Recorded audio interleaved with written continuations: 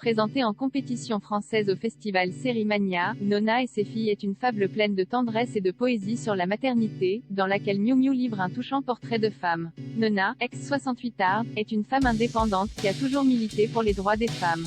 Après avoir élevé seule ses filles, des triplés conçus suite à une histoire sans lendemain, a travaillé toute sa vie dans un planning familial au cœur du quartier de la Goutte d'Or à Paris. À 70 ans, ses 3 filles désormais adultes, elle peut enfin profiter de la vie avec son amant, André.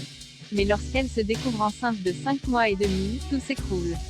La réalisatrice Valérie Donzelli, dont le style émouvant et poétique a éclos tout au long de sa filmographie, La Reine des Pommes, La Guerre est déclarée, Notre-Dame, a une place à part dans le cinéma d'auteur français. Avec Nona et ses filles, elle se tourne pour la première fois vers la télévision, et compose pour la chaîne Arte un portrait de famille étonnant, celui d'une mère qui a élevé ses filles de façon libre, et se retrouve désormais confrontée à une grossesse aussi inexplicable que dévastatrice à un âge où elle pouvait enfin se recentrer sur ses propres désirs.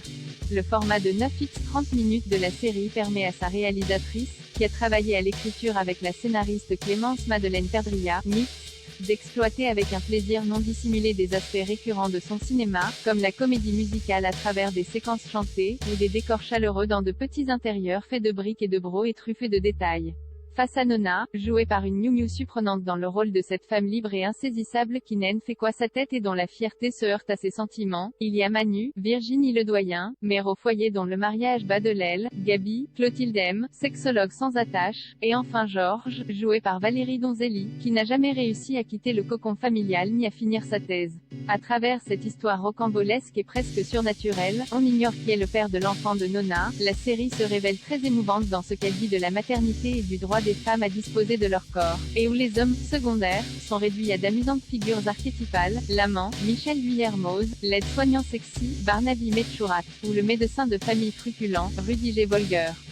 Les actrices, au diapason, livrent une partition chorale réjouissante dans le rôle des triplés, chacune ayant hérité d'un sobriquet masculin et choisi la famille, le travail ou les études comme refuge.